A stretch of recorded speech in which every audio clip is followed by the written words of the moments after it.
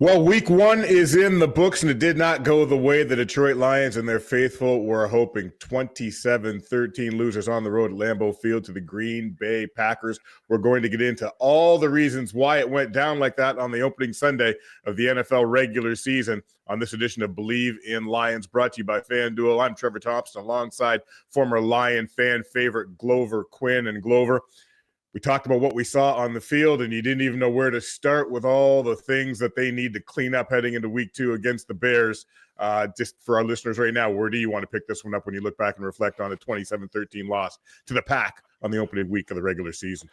Man, I really was disgusted watching yesterday, and not because they lost. It was really the way we played. I'm sitting at the house and I'm talking to my friends and I'm like, guys, week one in the NFL is the most intense week of the season. Everybody's fresh. Everybody's excited. Everybody's hungry. They're ready to play. Everybody's fast. Everybody's physical. The bodies are feeling good.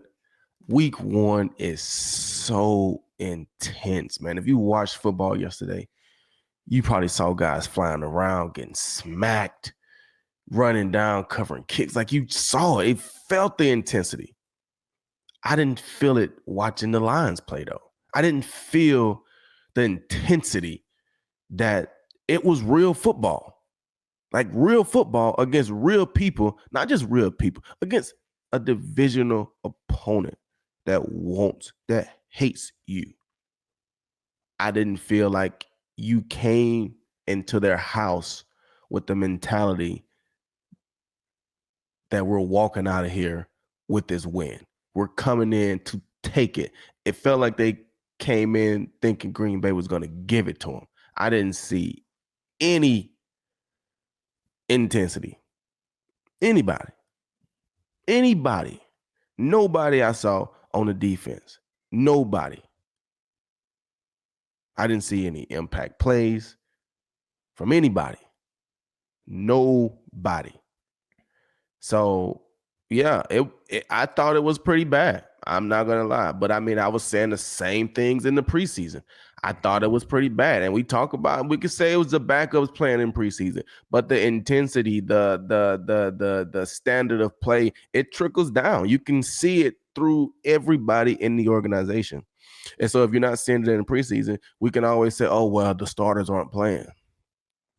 Well, we saw the same thing from the starters. Saw the same exact thing. And it's a lot of different things. And I don't want to just hog up this whole segment, but it's a lot of different things from an offensive side of the ball, from a defensive side of the ball, just from a playmaker standpoint, mentality that I just didn't see yesterday. I just didn't see it. So we got a lot to clean up. There's a lot to clean up. And if you say you didn't see it from anybody across the board, where does that leave the biggest area of concern? I mean, I think all the players got to look in the mirror. I think every last one of them got to look in the mirror and figure out why.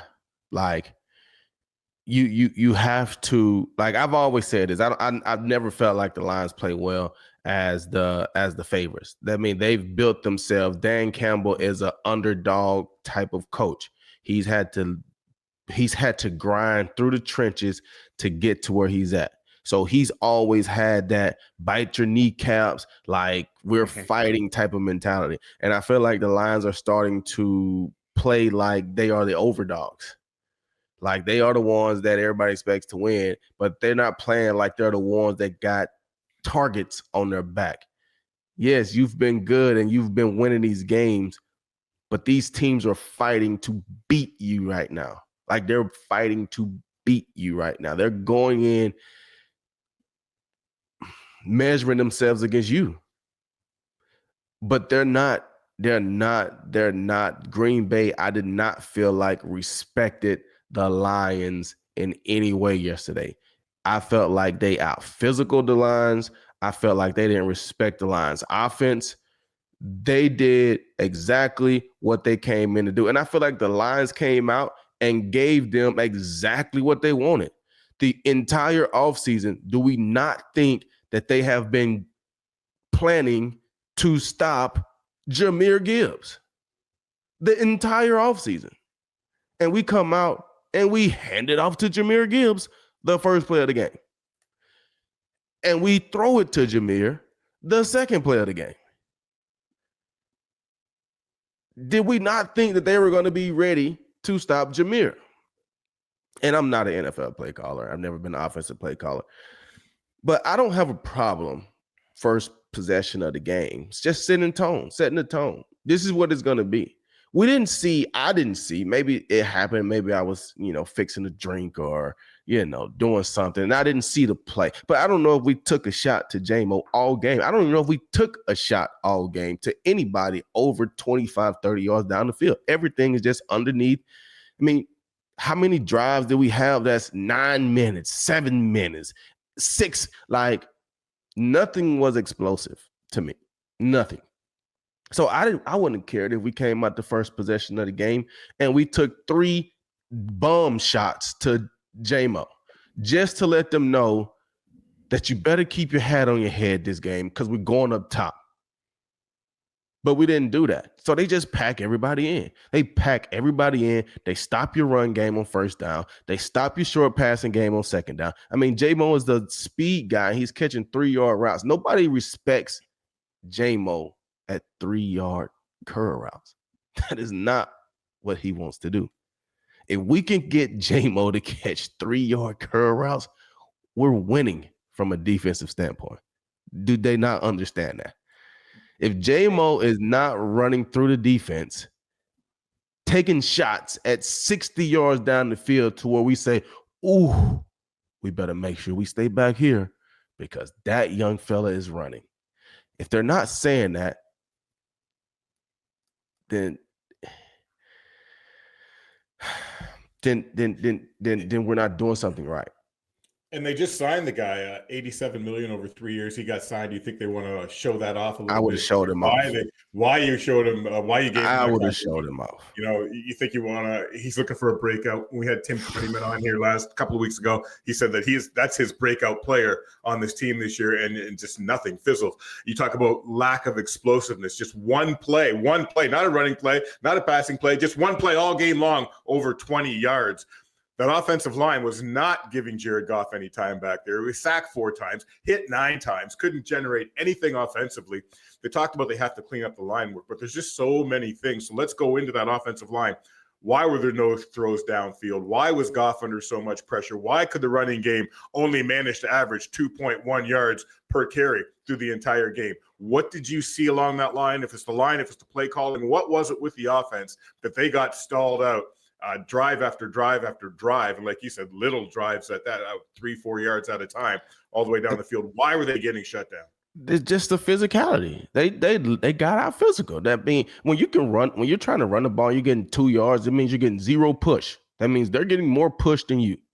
Point blank, period, the end. It comes down to the big guys in the middle. They're getting more push than you.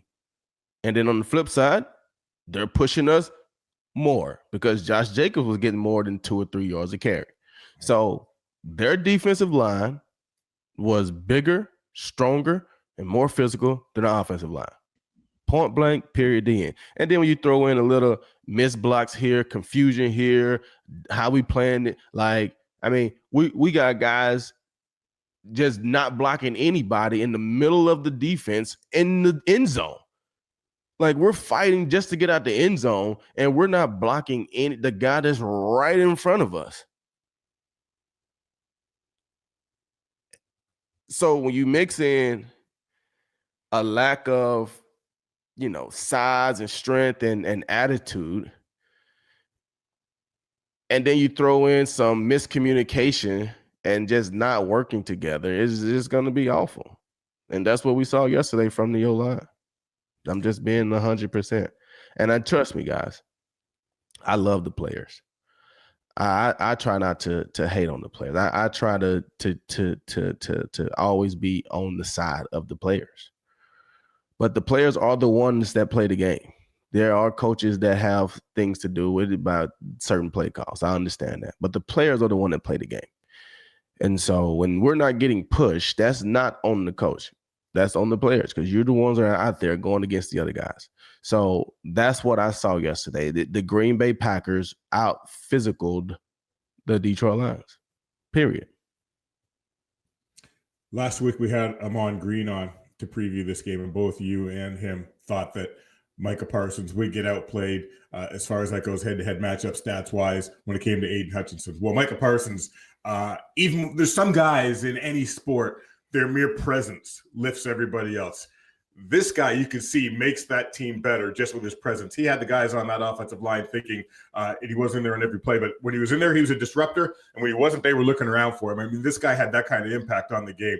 And when you go to the FanDuel odds, we talked about the odds for the NFC North. Well, they've changed since last week when we had Amon on. Last week when we had Amon on, Green Bay was plus 170 to win the division. They are now minus 120, so they're skyrocketing as the favorite in the division. The Lions last week were plus 360. They're now plus 350, and they've been I got that mixed up. That was Minnesota. Minnesota has now jumped the Lions for second favorite to take the division at plus 360. The Lions are now plus 410. They slipped. They were plus 185 last week. So when you look at those odds, the odds makers look at what they saw from the Lions yesterday, and they obviously don't like it at all. Minnesota hasn't even played yet, and they've leapfrogged them. You got a Micah Parsons in there. The defense, the offensive line, so much to clean up right here. What does it tell you moving forward about the Lions compared to the rest of the division, especially the Packers, when it comes to who's going to be the class of this division? Oh, they better get it together. Point blank, period, the end. They better get it together. Are saying too, right? That they better get it together because this is not a cakewalk. This is not like I say, I didn't feel like anybody played with any intensity. But when you start looking around for this, you wonder who are the guys that are trying to pull that out. I mean, when you see some of the highlights before a game, you may see Panay, in the huddle trying to, talk or motivate a guy. You know what I'm saying? And that's okay. But who else are you seeing? Like, who on the defense do you see that's trying to be that guy? Who do you see? Like, who do you see really? And so when you got to have that. You got to have that. Like your linebackers need to be fearful or feared, whatever word you want. Like, I don't think they don't fear the Lions. They don't. And the Lions have just had to come out over the years and just beat people. And that's what they've done. But they don't fear. They don't fear. Aiden Hutchinson yesterday, the Green Bay Packers did not fear Aiden Hutchinson. We feared Micah Parsons. And even though he was on our best O-line, Panay. And Panay played well. Panay played well. He got him a couple of times, though. Yeah. He got him a couple of times. The impact of Micah Parsons, it's in Jared Goff's head. Mm-hmm.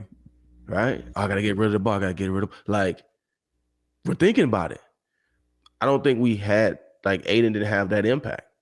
And Aiden's coming back off an injury, and this might take him a little while to get, feeling comfortable back. That's a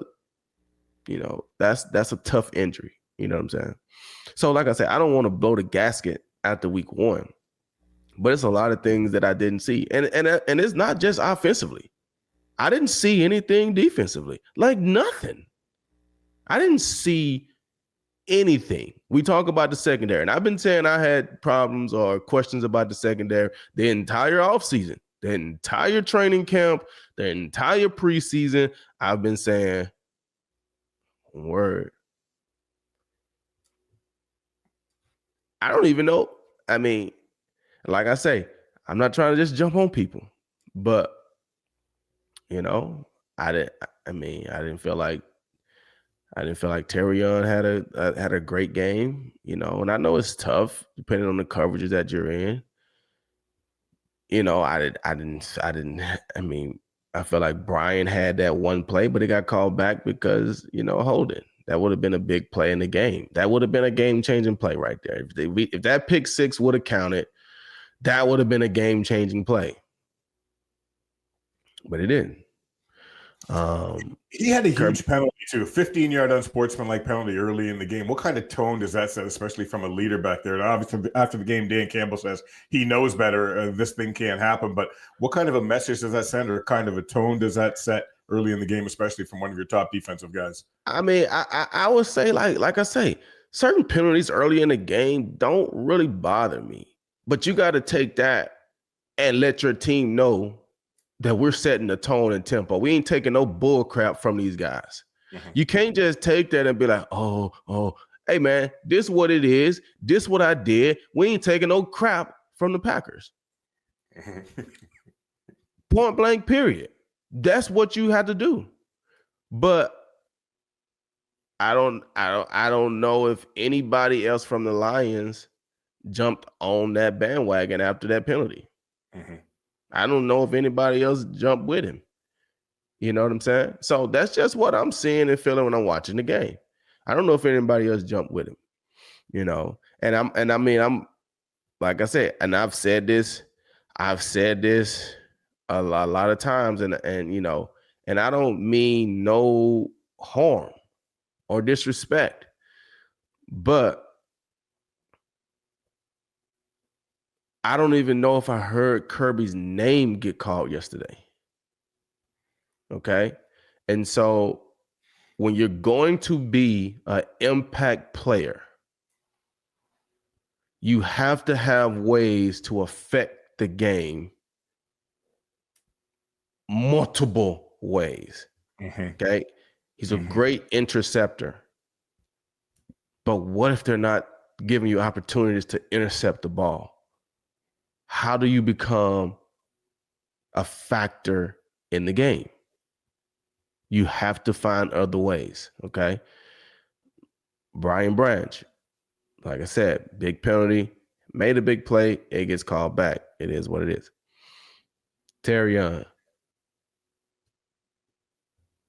They're going to put you in tough situations if they feel like you can be the guy. And until you show them that you can't be the guy, then that's what's going to happen. But he's been dealing with little injuries throughout the offseason.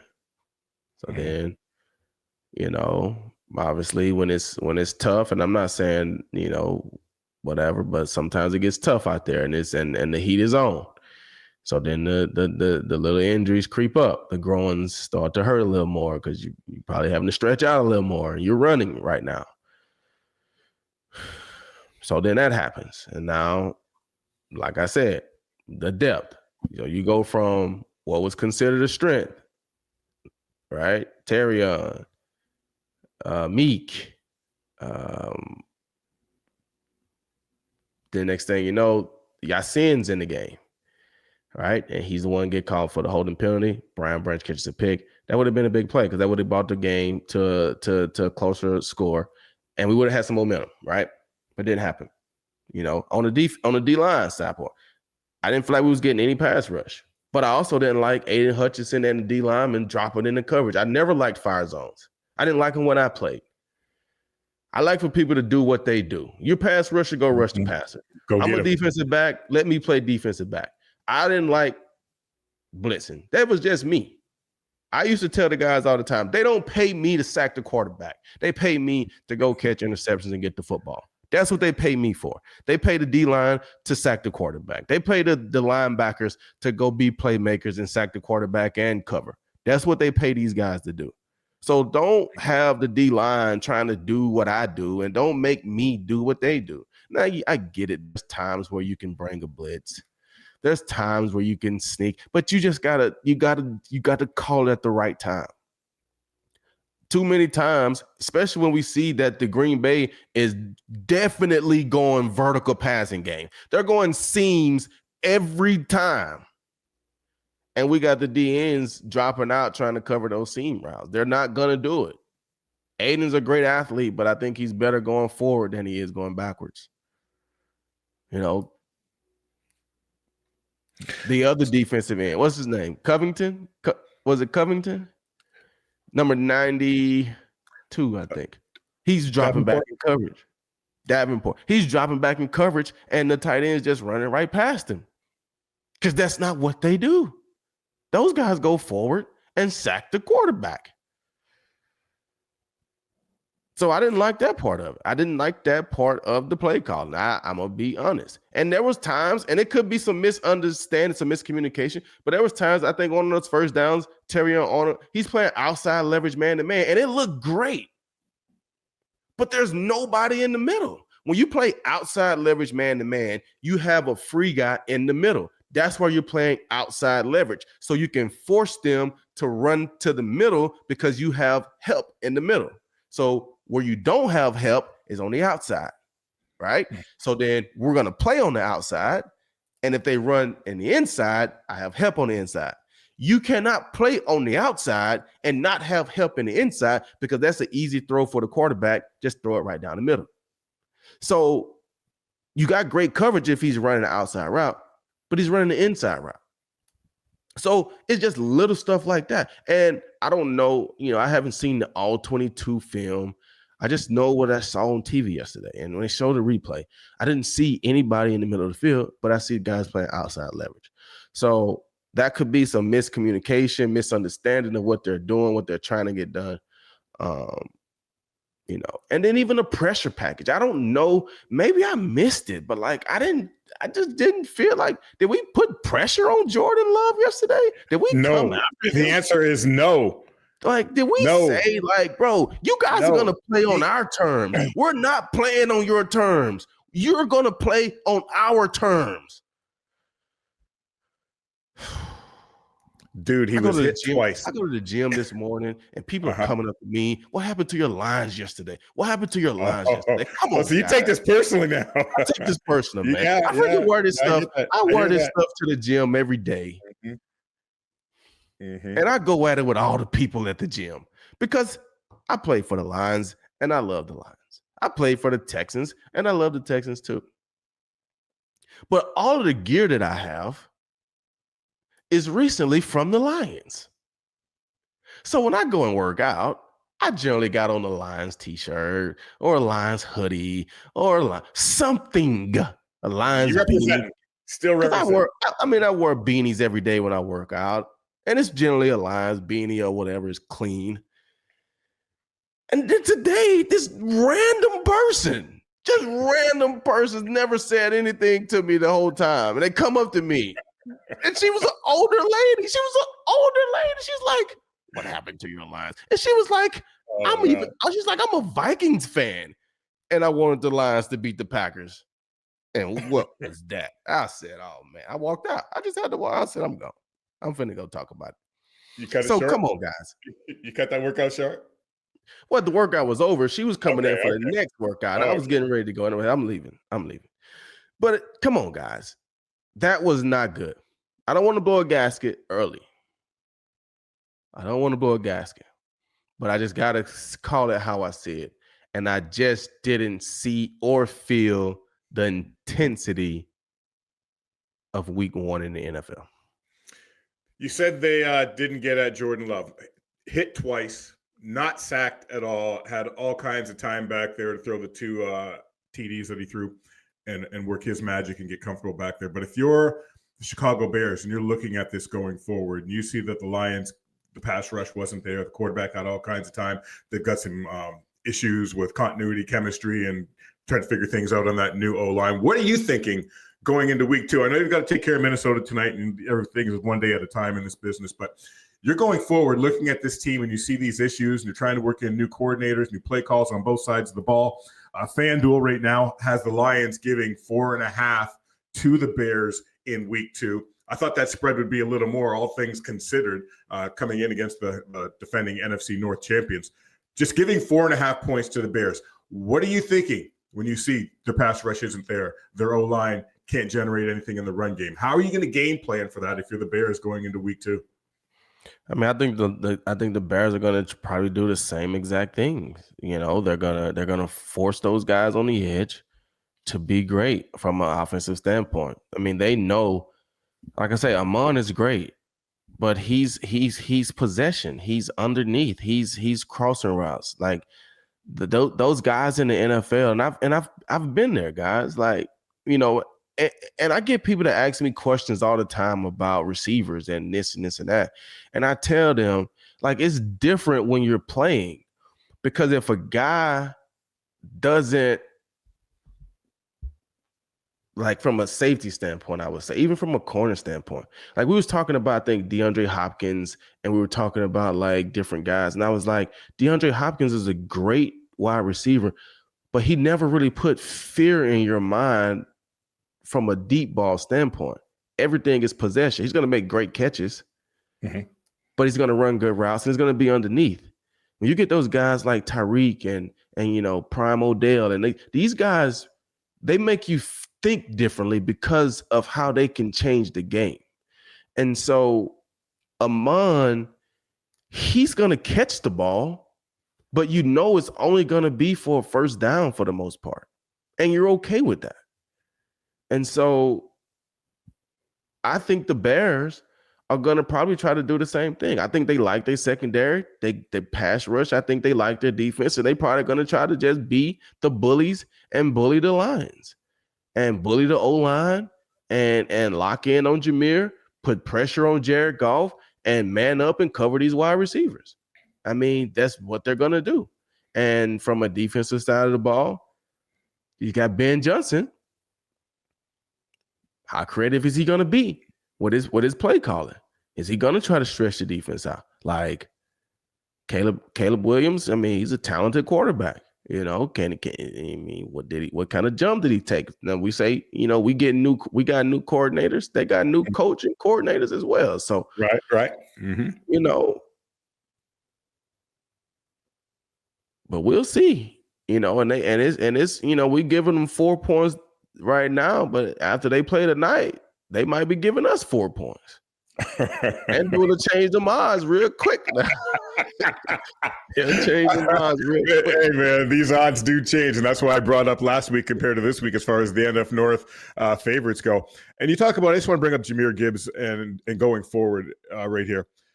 10 receptions for 31 yards. Tim Twentyman, our friend, said that is the fewest yards on double-digit receptions by a back in NFL history. That's hard to do. 31 yards on 10 receptions with a guy with that kind of talent. Him going forward and the offense going forward, how big a concern is that if you can't get this guy loose? Because he frees up everybody else. Once this guy gets loose, everybody has to respect everything else about the Lions offense, which was just a shadow of what we're used to seeing over the last couple of years as far as yesterday is concerned. Just your thoughts there on how important it is to get this guy going and early in week 2, because you say it's early, but it gets late early if you start. Yeah, I mean, they gotta find creative ways to get him going. But like I said, I think sometimes you use the run game to open up the pass, and then sometimes you use the pass to open up the run, right? And so if we can't use the pass to open up the run, then it's gonna be tough on Jahmyr. If they feel like Jahmyr is the catalyst to everything, and they're okay with taking their battles with everybody else, then they're going to be focused on Jahmyr. That's going to be the game plan. That's like, if we come into the locker room and Jahmyr Gibbs has 100 yards rushing, 10 catches for 120 yards, then we failed. Everybody failed because everybody was supposed to be locked in on stopping Jahmyr. So they did that. They went in and said, hey, man, this guy caught 10 catches. He only had 31 yards. We were locked in on him. And look what happened. They didn't get a touchdown to the last, whatever's in the game. Game was already decided at that point, right? So they just got to find more creative ways to get him going. And if you can't just buckle up from an O-line standpoint and just, bully and maul somebody and just run it down their throat, you got to find some creative ways. And, you don't want to turn into a trick play team, but you got to figure out ways to get them going. But I felt like David Montgomery was the same way. I didn't feel like he had success in the run game. And you can say, well, for both running backs not to have success, they got to be the O-line. So maybe it's the O-line, the play calling, You know, it's a lot of different things, man. And so I'm sure it's not. I mean, it's 9:30 my time, so I'm sure those guys are in some meetings. You know, I don't know if they're in meetings early this morning, but they're going to be in them today. Today, and if they don't take a real hard, serious look in the mirror, if they don't do that, this thing will get out of hand quick because you got another game against a division opponent next week in Chicago. And if I'm not mistaken, you got the Baltimore Ravens the week after that. If I'm not mistaken, I could be completely wrong. We've talked a lot about how tough this schedule is. One of the toughest in the league. Playing in prime time, playing on different days, playing at different times. There's going to be some irregularities there as far as your routine goes. And that schedule is a bear. So, play on words there with the Bears coming up, but it's not going to get any easier at all for these guys. No, and we're going to talk. Finish your thought there. Huh? You go ahead, finish your thought. I was just saying, man, I was worried in the preseason. Mm-hmm. I'm still a little worried. I got faith. It's only one game. But I'm worried. And we'll get a feel tonight as far as what else we have to worry about as far as the opponent is concerned when we see the Bears take on the Minnesota Vikings. And then we'll have our preview for week 2, Lions and Bears at home at Ford Field. We'll take a deeper look at that on our next edition of Believe in Lions with Quin and Trevor Thompson, brought to you by FanDuel. Check us out for that.